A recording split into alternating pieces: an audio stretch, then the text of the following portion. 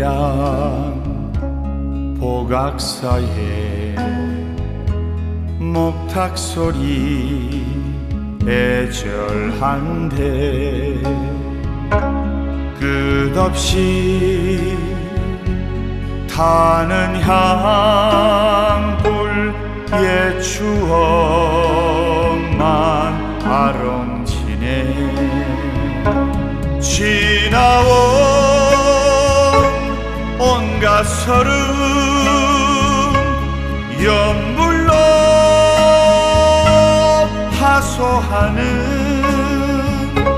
중생의 이 한 몸 일심참회하옵니다.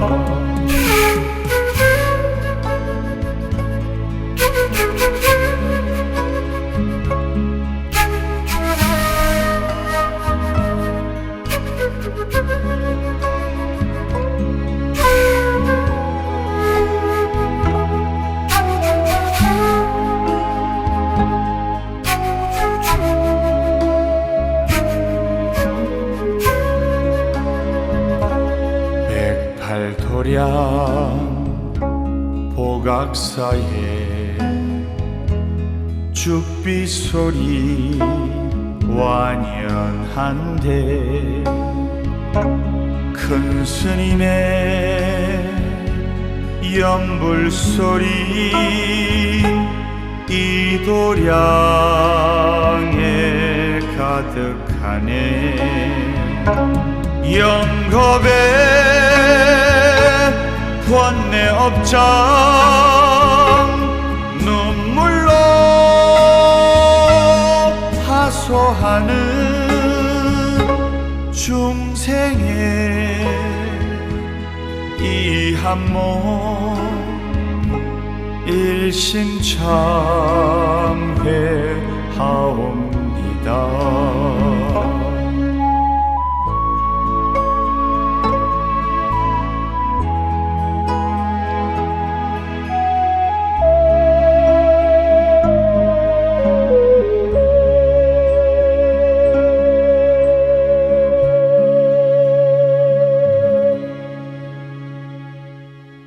전국의 시청자 여러분, 장원의 아재 보각사법담 스님의 술술 풀리는 소원성취 이야기 시즌2, 오늘은 일본 우스키 숯불 앞에서 경건한 마음으로 강의하도록 하겠습니다. 우리 다 같이 인사하겠습니다. 술술 풀릴 겁니다. 예, 지금 이곳은 일본 최초의 국보 마에부린 우스키 석불 앞에서 스님이 보안사법담 스님의 술술 풀리는 소원성취 이야기 시즌2를 강의를 하고 있습니다. 일본을 대표하는 최대 석불군이고, 그리고 일본 석불의 80%가 이곳에 보존되어 있고 모셔져 있습니다. 그리고 12세기에서 13세기경에 화산재가 굳어 생긴 암석인 응야암으로 만들어져 있는 우스키 석불군입니다. 그래서 국보이기 때문에 처음에 오프닝 멘트를 경건하고 엄숙하겠습니다. 그리고 일본 관광단지에서 즉흥적으로 이렇게 녹화를 하고 법문을 하고 하기 때문에 조금 미숙하고 서툴더라도 시청자 여러분들께서는 너그럽게 하야 같은 마음으로 이해를 해 주시기 바랍니다. 제가 일본에 와가지고 BTN 시청자 여러분들께, 불자님 여러분들께 어떠한 법문을 할 것인가 비행기 안에서 제가 생각을 해봤어요. 근데 문득 몇 년 전에 마라톤 경기가 생각나는 겁니다. 몇 년 전에 미국의 시카고에서 있었던 마라톤 경기인데요. 30회 시카고 마라톤 대회였는데 3만 5천 명의 마라톤 선수가 참석을 했습니다. 그리고 2만 5천 명이 42.19km, 거의 100리가 되죠. 42.19 킬로미터를 3만 5천 명 중에 2만 5천 명이 완주를 하고, 그리고 10,000명이 중도에서 포기를 하고 나오기로 했어요. 그리고 거기에서 우리나라의 이봉주 선수가 7위를 했습니다. 3만 5천 명의 마라톤 선수 중에 7위를 했다는 것은 대단히 잘한 겁니다. 근데 그날 날씨가 얼마나 변덕스러웠던지 20도에서 35도까지 날씨가 오르락내리락 15도의 온도 변화가 있었던 거예요. 그래서 마라톤 대회에서 죽는 사람도 났고 죽어서 실려가 나가는 사람도 있었고, 그리고 병원에 앰뷸런스 와가지고 병원에 실려가는 응급 환자들도 많이 생겼습니다. 그래서 또 그 마라톤 대회에서 대단한 일은 재미교포인 71세 그리고 66세 되는 노부부가 나란히 손을 잡고 42.19km 되는 마라톤 거리를 완주했다는 그런 좋은 소식도 들리곤 했습니다. 그래서 저는 이 마라톤 경기를 생각하면서 인생이란 것이 마라톤과 같구나 하는 생각을 했어요. 왜 그러냐? 들어보면 다 완주하는 사람도 있고 인생을 끝까지 가는 사람도 있고, 또 마라톤에서 좋은 성적을 내듯이 인생에서 좋은 결과를 내는 사람도 있고, 그리고 또 중도에서 포기하는 사람이 있듯이 인생도 중도에서 하차하는 사람도 있다 이 말입니다. 그래서 우리 모두가 인생 마라톤 경주를 하고 있는 거예요. 우리가 지금 걸어가고 있는 이 행위는 바로 인생 마라톤이다. 그래서 그러면 인생 마라톤에 대해서 제가 여러분들께 말씀을 한 3가지 말씀을 드릴까 합니다. 따라하세요. 인생 마라톤은 뭐냐면, 자, 첫 번째, 언제나 다행으로 생각하라. 언제나 다행으로 생각하라. 자, 두 번째, 남한테 의지하지 말라. 남한테 의지하지 마라. 자, 세 번째, 대미를 멋있게 장식하라. 대미를 멋있게 장식하라. 이거는 마라톤이나 우리 인생의 행로에서 마라톤이나 똑같은 겁니다.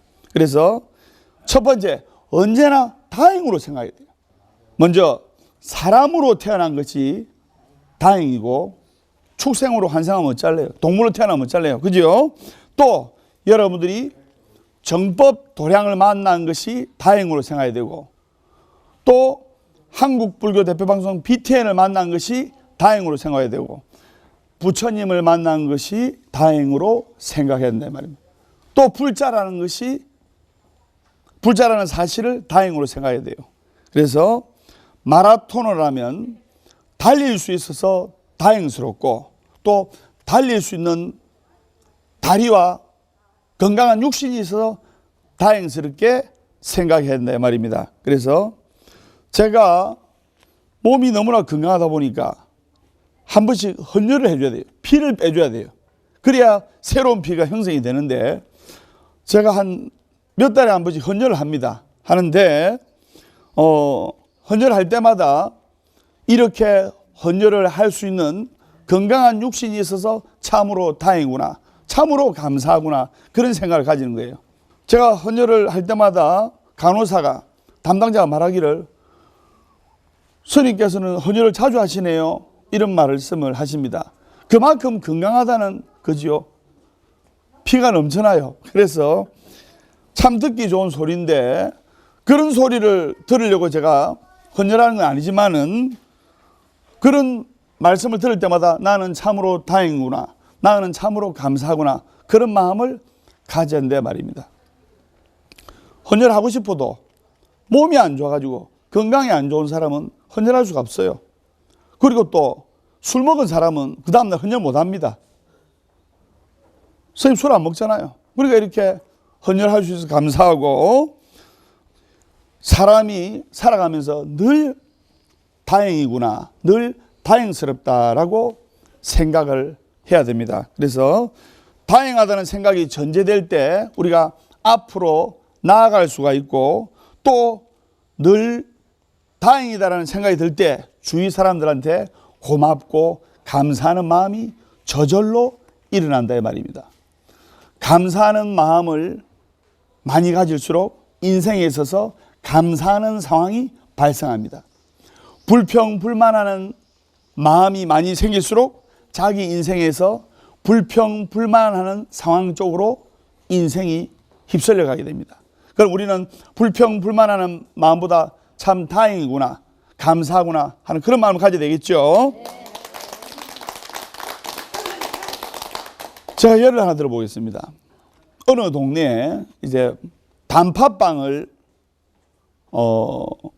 하는 이제 빵가게 아저씨가 새벽 1시쯤에 단팥빵을 이제 팔다가 새벽 1시 돼서 문을 잠그게 되는데, 지금처럼 이제 겨울이라서 눈이 많이 왔고 눈이 엄청나게 왔어요. 그런데 샷다 문을 내리려고 하는 순간 웬 남자가 30대 후반의 남자가 허겁지겁 오면서 단팥빵을 사러 온 거예요. 그래서 단팥빵을 2개만 달라는 겁니다. 그 단팥빵 가게 아저씨가 단팥빵을 2개를 팔기는 파지만 이 눈보라가 치는 겨울에 새벽 1시에 도대체 누가 단팥빵을 사러 보내었을까? 어머니가 보내었을까? 이 세상에 눈보라 치는 겨울녘에 자식을 단팥빵 사러 보내는 어머니는 이 세상에 없어요. 그래서 부인이 시켰나 싶어서 저 교사님 단팥빵을 2개 챙겨주면서 결혼하셨습니까? 안 하셨습니까? 제 나이가 30대 후반인데 결혼했죠. 근데 결혼하셨다는데 이 눈보라가 치는 한겨울 새벽 1시에 단팥빵을 2개를 사러 보낸 부인이 있었을 건데 당신은 결혼을 잘못했네요. 장가 잘못 갔습니다. 이런 거예요. 그러니까 단팥빵을 사는 그 남자가 화를 버럭 내면서 무슨 말입니까? 나는 마누라가 있는 게 너무나 좋고 마누라가 있기 때문에 내가 이렇게 건강한 몸으로 단팥빵을 사러 올 수 있는 게 나는 너무나 감사하다고 생각합니다. 그리고 나는 마누라가 있는 게 너무나 다행입니다. 이렇게 이야기를 하는 겁니다. 똑같은 상황이라도 어떤 마음으로 상황을 받아들이냐. 그래서 그 남자분은 도인 같은 마음을 가지고 있지요. 그런 넓은 마음, 도인 같은 마음을 가질 때 이 세상을 감사하게 행복하게 살아갈 수가 있는 겁니다. 그런 마음이 있을 때 우리가 인생 마라톤에 있어서 이 장거리 마라톤을 건강하게 행복하게 살아갈 수 있는 거예요. 제가 시를 한 수 읊어보겠습니다. 여러분 합장하시고 따라하세요. 일체만법공 역장 오신마 불세존항존 양풍옹전나. 자, 합장 바로 하세요. 해석을 하면 일체만법이 다 공한데 다시 무엇을 깨달으려 하는가? 부처님은 우리 주위에 항상 계시니 서늘한 바람이 벗은 몸에 달려드네. 이게 무슨 말이냐면 지금은 추운 날이지만 삼복더위에 한여름에 너무나 더워요. 그때 계곡에 가서 찬물을 한 바가지 뒤집어 씁니다. 그리고 바위 위에 앉아 있습니다. 그때 한 줄기 바람이 휙 불어옵니다. 그 시원함, 그 청량함 얼마나 감사하고 고마운 일입니까? 그래서 언제나 감사하다는 생각으로, 언제나 다행이다는 생각으로 우리가 인생을 살아야 되겠습니다. 인생 마라톤 첫 번째 유념사항 했고, 인생 마라톤 두 번째 유념사항 제가 뭐라 했죠? 남에게 의지하지 말라. 남에게 의지하지 말라. 부처님께서는 법기, 자기, 법등명, 자등명이라는 그 주옥 같은 열반계를 말씀하셨는데, 부처님께서 열반하실 적에 부처님을 시봉하는 부처님의 10대 제자가 있었어요. 그때 부처님을 제일 많이 시봉한 제자가 다문제일 안한존자입니다. 이 중에서도 또 스님하고 조금 더 많은 대화를 하는 불자님도 계시지 않습니까? 그 다문제일 안한주자, 부처님 경전을 84,000 경전을 제일 많이 들었다 해서 다문제일이라는 호칭이 붙었습니다. 그런데 그 안한존자가 제일 늦게 깨달은 거예요. 부처님 법문을 제일 많이 들었으면 제일 빨리 깨달아야 될 건데, 부처님이 열반하실 적에 부처님을 제일 가까이서 모셨던 다문제일 안한존자가 부처님을 손을 잡고 제일 슬피 웁니다.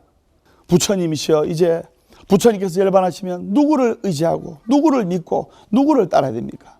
그러자 부처님께서 법기, 자기, 법등명, 자등명, 남에게 의지하지 말고 자기 자신을 의지하고 법을 등불로 삼아 자기 자신의 마음속의 등불을 찾아라 했습니다. 그래서 우리는 다른 사람한테, 남한테 자꾸 의지하려는 습성이 있어요. 부처님께서도 남에게는 절대로 의지하지 말라고 하셨어요. 인생은 결국 혼자입니다. 나중에 돌아가실 때, 열반할 때 부부 손잡고 돌아가신 게 아닙니다. 그래서 스스로 자신에게 의지할 일이지 남에게 의지하지 말라고 말씀하셨어요.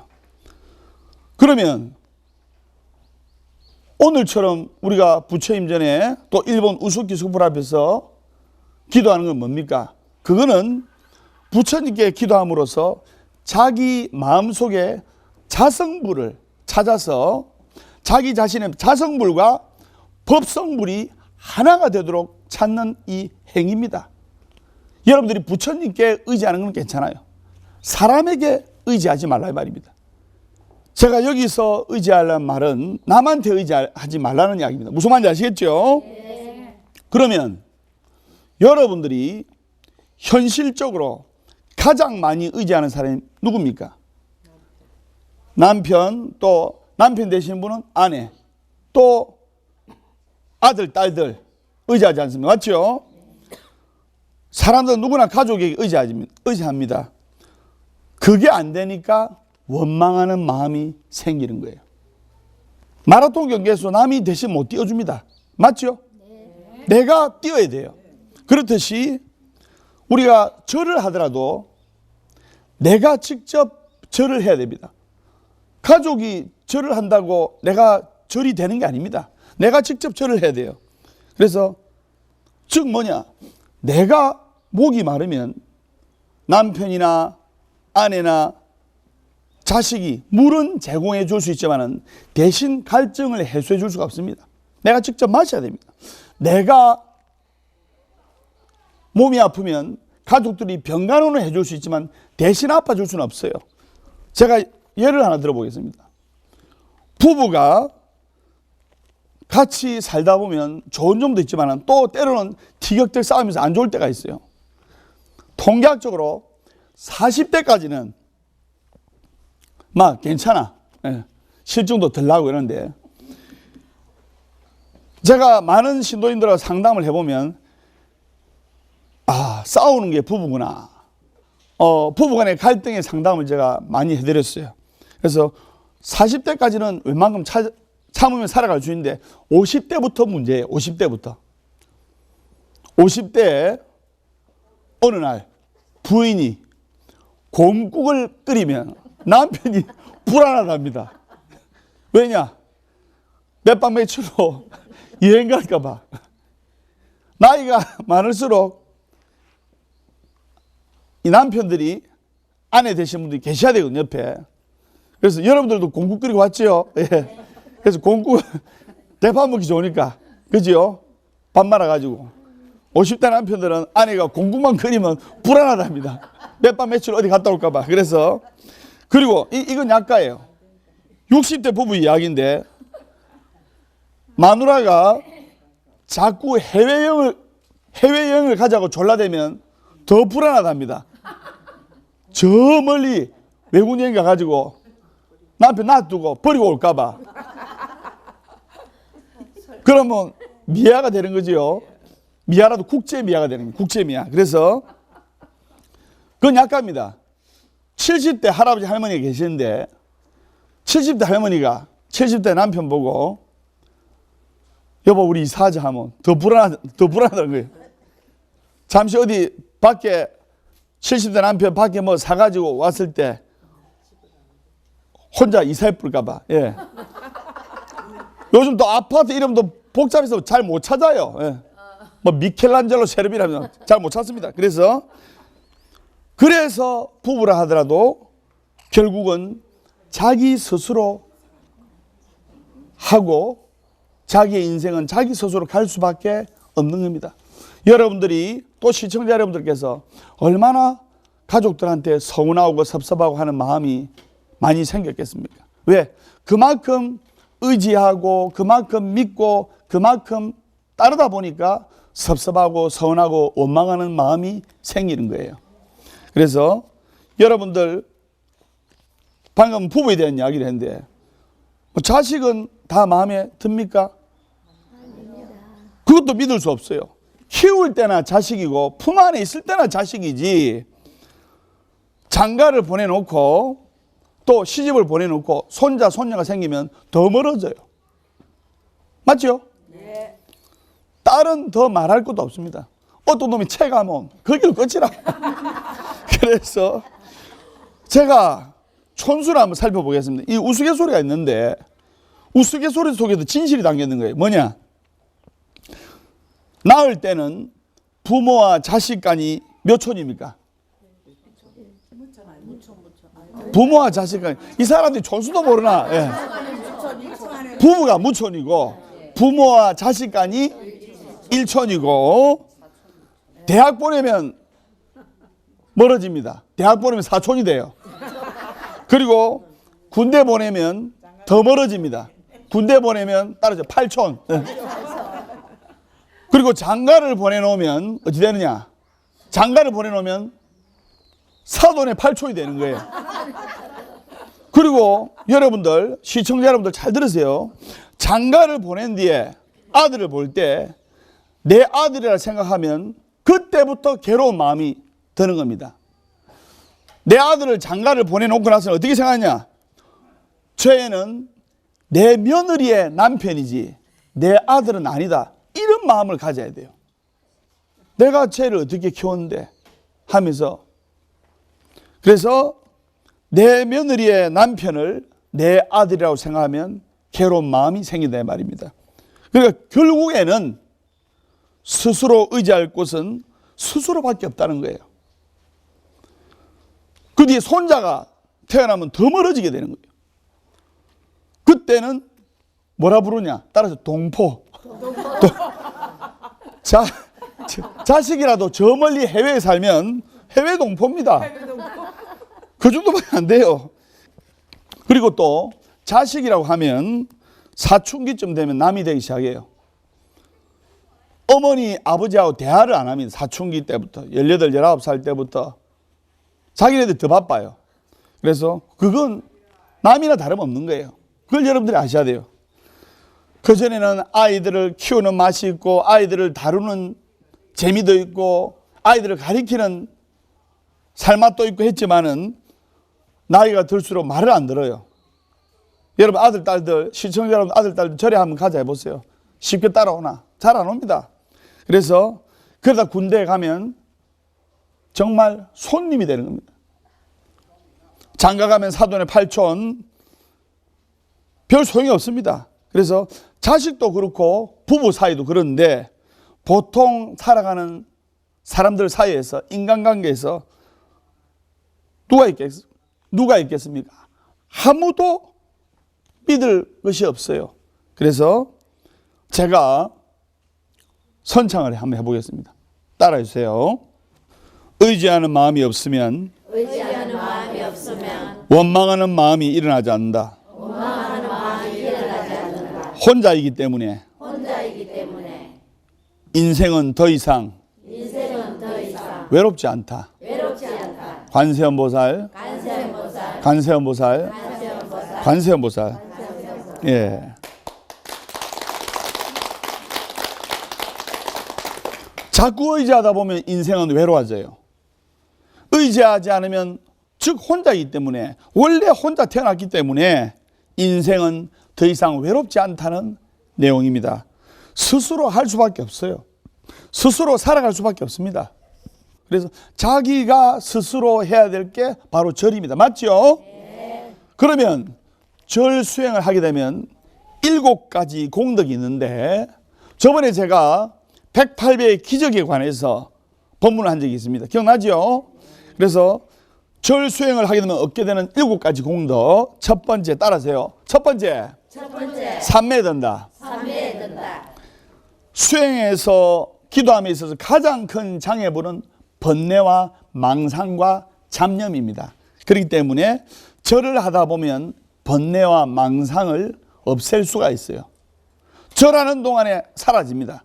즉 삼매에 들어갈 수가 있는 겁니다. 생각이 많은 사람들은, 생각이 복잡한 사람들은 절을 해야 돼요. 그래서 첫 번째 삼매에 든다. 따라서 두 번째 건강해진다. 예, 절을 하게 되면 건강해져요. 법담선이 보세요. 매일 절하니까 이렇게 건강하잖아요. 그래서 몸이 찌뿌둥한 사람도, 몸이 껄쩍지근한 사람도, 살아갈 맛이 없는 사람도 절을 하다 보면 신명이 나고 활기차고, 제가 요즘 절을 많이 하니까 더 활기차졌죠. 그래서 매일 108배를 하다 보면 보약 먹는 것보다 낫습니다.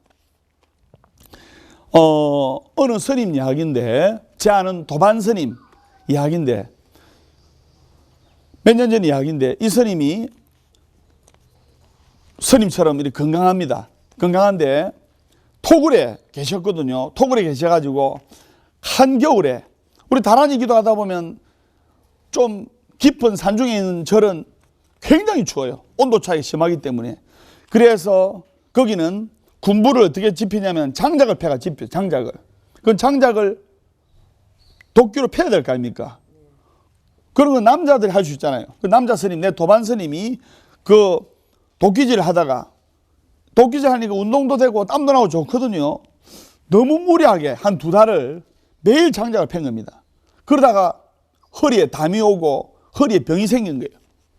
나중에는 이 디스크 증세가 있다 보면 밤에 잘 때 다리가 절립니다. 맞죠? 목 디스크 증세가 있으면 어디가 절립니까? 팔이 절려요. 목 디스크가 있으면 팔이 절리고 허리 디스크가 있으면 다리가 절립니다. 그래서 너무 고통스러워서 우리 집에 법담소리 한번 놀러 왔던데 너무 고통스럽고 괴로워가지고 잠을 못 잘 정도인 겁니다. 그래서 제가 108배 하라고 이렇게 어드바이스를 해드렸거든요. 그때부터 한 1년간을 108배를 하셨는데, 내 도반 스님이 병원에 가니까 병명이 디스크라는 거예요. 수술을 해야 되는데, 그래서 제가 우리 도반 스님 수술하지 말고 108배 하고, 108배 한 1년쯤 하고, 그래 안 될 때는 마지막에 수술하세요. 그래가지고 108배를 하는데 처음에는 아파가지고 막 50배도 못했어요.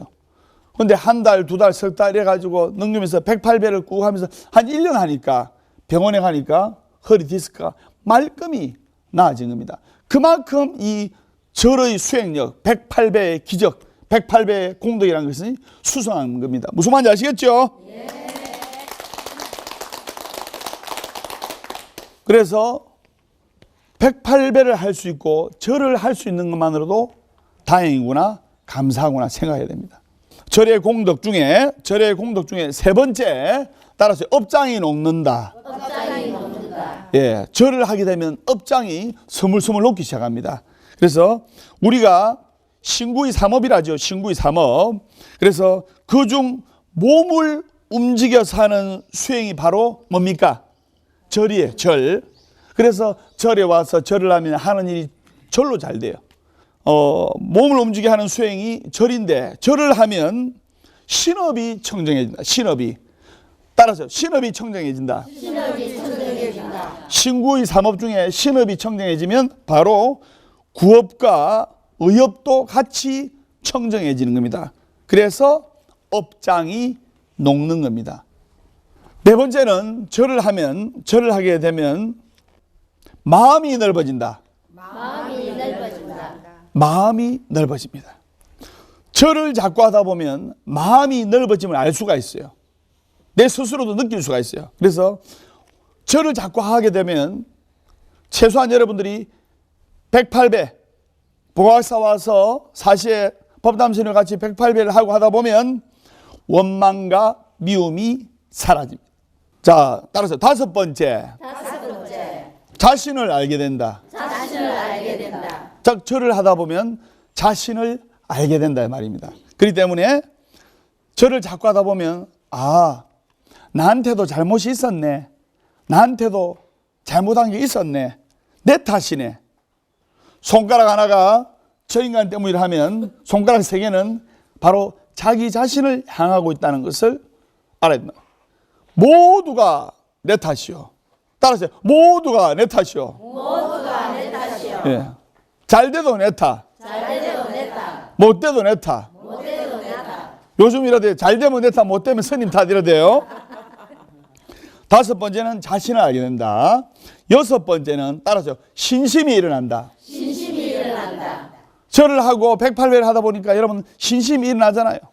그래서 집에서 부득이 절을 할 때는 부처님 사진을 놓고 절을 해야 돼요. 부처님 사진을 놓고. 어떤 분 내 사진 놓고 절하는 사람이 있는데 그럼 안 되고 부처님 사진 놓고 절을 해야 되고, 절에 와서는 부처님을 딱 보면서 부처님의 백호 미간을 보면서 정성껏 절을 해야 됩니다. 그래야 신심이 일어납니다. 그리고 우리가 전체 사부 대중들이 모여가지고 예불문을 하면서 108배 할 때 사부 대중 운집력으로 얼마나 우리가 신심이 일어납니까? 환희심이 일어나고. 맞죠? 그래서 신심이 꺼져간다든지 신심이 식는다든지 절에 오기 싫을 때는 억지로라도 절을 해야 됩니다. 일곱 번째, 따라서 소원이 성취된다. 소원이 성취된다. 절을 하고 108배를 하게 되면 일곱 번째, 소원이 성취가 됩니다. 소원을 성취를 합니다. 부처님 말씀에 동쪽으로 넘은 나무는 언제 넘어져도 동쪽으로 넘어지고 서쪽으로 넘어진 나무는 언제 넘어져도 서쪽으로 넘어지듯이 부처님 쪽으로 넘어진 불자는 언제 넘어져도 부처님이 받아주신다는 그런 확신이 있어야 됩니다. 즉 부처님을 바라보면 부처님이 될 수가 있습니다. 우리는 부처님 닮아가야 돼요. 여러분 태교도 그렇지 않습니까?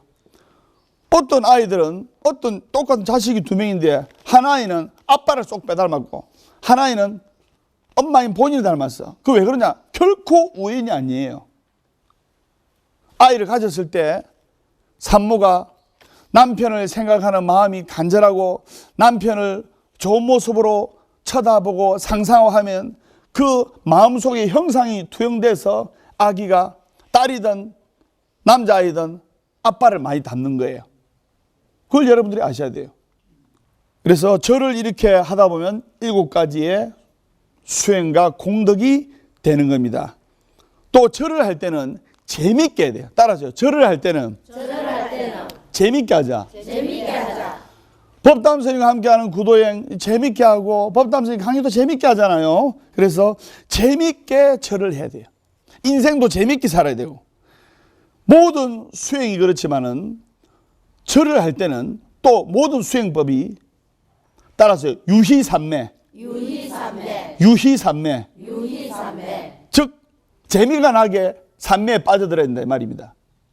유희삼매라는 것은 재미가 나게 삼매에 빠져들어야 된다. 그래서 고통스럽게 좌선을 한다든지 참선을 하도 고통스럽게 앉아있으면 그거 너무나 힘들어요. 그러나 자기 자신을 돌아보면서 자기 마음을 돌아보면서 삼매, 유희삼매 절을 하더라도 기쁘고 환희심나게 절을 해야 되고, 그래서 내가 사지가 멀쩡하니까 이 절을 할 수 있네. 참 재밌다. 참 고맙다. 참 다행이다. 생각하면서 즐겁고 재밌게 절을 하는 마음을 가져야 됩니다. 또 절을 재밌게 하다 보면 정성껏 할 수가 있어요. 절을 재미없게 하고 남들이 시킨다고 억지로 하면 막 건성으로 해서 내가 이거 아니면 못 사나? 내가 이거 안 하면 못 사나? 근데 절을 재밌게 하다 보면 정성껏 할 수가 있어요. 이처럼 남한테 의지하지 않는 수행으로서 절이 아주 중요합니다. 인생 마라톤 두 번째 남에게 의지하지 말아야 했지 않습니까? 남에게 의지하지 않는 수행 중에서 절이 그 정도로 중요하다 말입니다. 그래서 절의 공덕은 독립심을 키우고 그리고 의지력을 키우는 데는 절만한 것이 없습니다. 의지력을. 법담 선생님도 깡다고 있지 않습니까? 예. 인생 마라톤 경주의 유념사항 두 번째, 남한테 의지하지 말라였습니다. 그래서 세 번째는 인생 마라톤 세 번째, 따라하세요.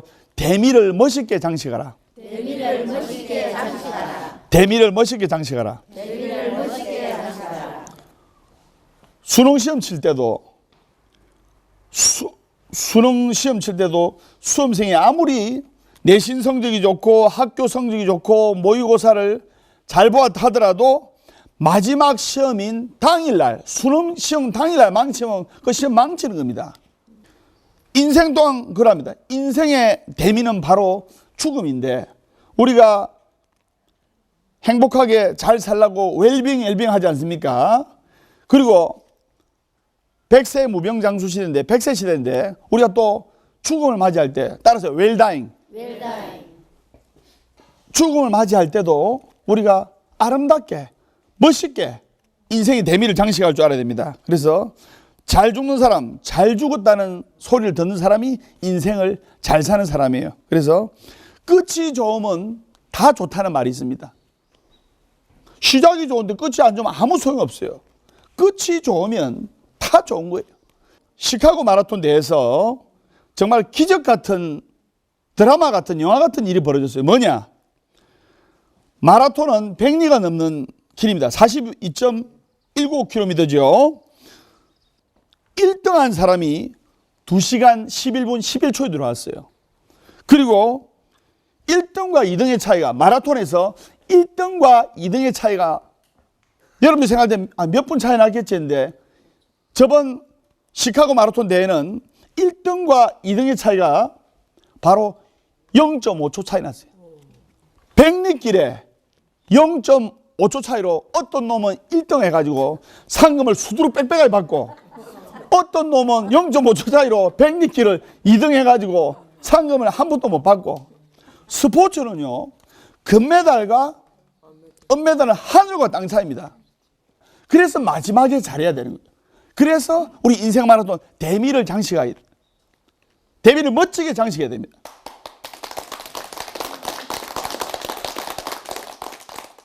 이 마라톤에 있어서 100리길이 넘는 마라톤도 0.5초 만에 결판이 난 거예요.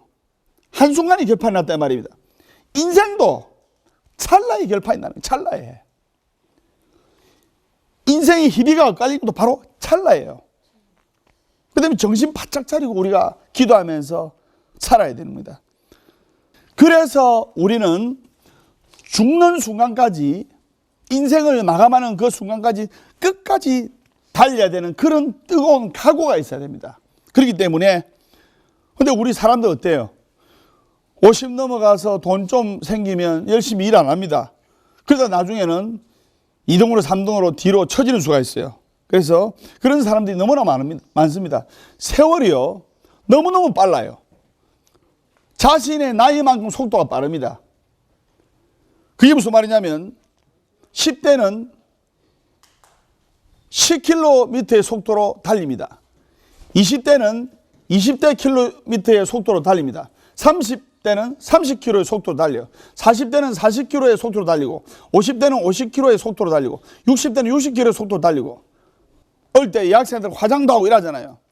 그리고 나이가 15살 된 여학생들은 17살, 18살로 보이려고 이렇게 하지 않습니까? 그런데 40대, 50대가 돼 갈수록 마음에 드는 사람이 있으면 나이 물으면 나이 한 5살 까가지고, 예. 45인데 40살이라고 하고, 35살인데 30살이라고 하고, 이러지 않습니까? 그래서 여기 앉아 계신 분들 본인 스스로한테 한번 생각해 보세요. 나이를 많게 보는 게 좋은 건지, 나이를 빼가지고, 나이를 5년, 10년 빼가지고 보는 게 좋은 건지. 나이를 빼가지고 보는 게 좋은 거지요? 그만큼 여러분들이 이제 나이를 먹어간다는 뜻입니다. 그렇기 때문에 이게 바로 우리 인생의 속도가 빨라지고 있다는 증거예요. 즉 자기가 그만큼 늙어가고 있다는 증거인데, 그러니까 우리가 인생이 얼마 남지 않았다는 뜻이 내포되어 있기도 합니다. 그렇기 때문에 우리가 인생을 열심히 최선을 다해서 끝까지 달리는 거예요. 그럼 인생의 꼬린 지점에서는 어떻게 되느냐? 대미를 멋있게 장식해야 됩니다. 그래서 인생의 마지막 지점에서도 환희심을 일으킬 수 있는 그런 불제자가 돼야 돼요. 자기 인생인데 어영부영 살면 안 됩니다. 법담 스님처럼 최선을 다해서, 최선의 열정을 다해서 인생을 순간순간마다 열심히 살아야 되는 겁니다. 정말로 내가 마라톤 경주를 한다는 마음가짐으로 인생 마라톤, 이 인생을 달려야 돼요. 그래서 마지막에 대미를 장식해야 한다는 것은 수험생한테도 그렇고 또 모든 사람들한테 하고 인생에서도 그렇고, 그리고 또 중요한 시험 보시는 분들도 마지막까지 피치를 올려가지고 열심히 노력하고 공부를 해야 됩니다. 그래서 오늘은 인생 마라톤 경주 유념사항 3가지를 제가 말씀드렸습니다. 첫 번째는 언제나 다행으로 생각하라. 두 번째는 남한테 의지하지 말라. 남한테 불신하라는 말이 아니고 의지하지 말라는 말입니다. 그래서 세 번째는 대미를 멋있게 장식해라. 그래서 이 3가지를 지키지 않는 사람은 바로 따라하세요. 자기 인생 직무유기. 자기 인생 직무유기. 예, 이 3가지를 지키지 않는 불자는 자기 인생 직무유기에 해당됩니다. 그래서 직무유기를 하는 불자가 되어서는 안 됩니다. 그리고 법담 스님이 제시하는 3가지 유념상 어려운 거 절대로 아닙니다. 맞죠? 네. 그래서 자, 합장하시고 제가 끝을 내도록 하겠습니다. 아주 멀리 손 뻗어도 아주 멀리 손 뻗어도 닿을 것 같지 않던 날이 닿을 것 같지 않은 날이 어느덧 문턱에 왔다가 어느덧 문턱에 왔다가 이미 지나가고 있음을 느낀 적 없는가? 이미 지나가고 있었는 느껴졌는가? 죽음 또한 이어갔나니 죽음 또한 이어갔나니 불자들이여 불자들이여 부지런히 애쓰고 부지런히 애쓰고 부지런히 애써서 부지런히 애써서 그날 그날 아무쪼록 당당하게나. 아무쪼록 당당하게나. 네, 보가사법담선의 술술 풀리는 소원성취 이야기 시즌2 매주 일요일날 오전 10시 부산보각사, 매주 화요일 저녁 7시 울산보각사에서 뜨거운 열정으로 찾아뵙도록 하겠습니다. 우리 다 같이 인사하겠습니다. 술술 풀릴 겁니다.